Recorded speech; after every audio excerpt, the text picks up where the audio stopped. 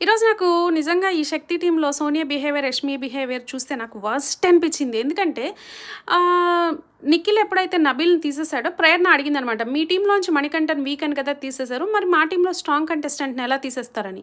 దానికి సోనియా ఏమనిందంటే, లేదు మేము వీక్ అని తీసేయలేదు. అతనే సాక్రిఫైస్ చేశాడు. మణికంఠనే సాక్రిఫైస్ చేశాడు అని చెప్పింది. ప్రేరణ అడిగితే నో, నో, నో, నో అన్నాడు మణికంఠ. ఇంకా అప్పుడు చూడాలి పృథ్వీ, యష్మి ఇంకా ఈ సోనియా మణికంఠ మీద పడిపోయారు. యాక్చువల్‌గా మణికంఠనే వాలంటీర్‌గా నేను సాక్రిఫైస్ చేస్తా అన్నాడు. బట్ దానికి ముందు ఏం జరిగింది? అందరిని ఒపీనియన్ చెప్పమంటే యష్మి నాకు మణికంఠ ఉండకూడదు టీంలో అంది. ఇంకా ఈమె పేరేంటి సోనియా మణికంఠ అనింది. పృథ్వీ మణికంఠ అన్నాడు. ఇంకా మణికంఠకి ఇంకా వేరే ఆప్షన్ లేదు. ఇంక ఎలాగో అందరూ కలిసి తన పేరే సెలెక్ట్ చేశారు కాబట్టి ఇంకా అదేదో వాలంటీర్గా ఒప్పుకుంటే కొంచెం ఆ మాత్రం గౌరవం ఉంటుందేమో అని తను ఒప్పుకున్నాడు. అంతేగాని తనకేమి ఇష్టమై వాలంటీర్గా పక్కకి వెళ్ళా. వీళ్ళందరూ డెసిషన్కి ఇంకా ఏం చేయలేక వెళ్ళాడు. కానీ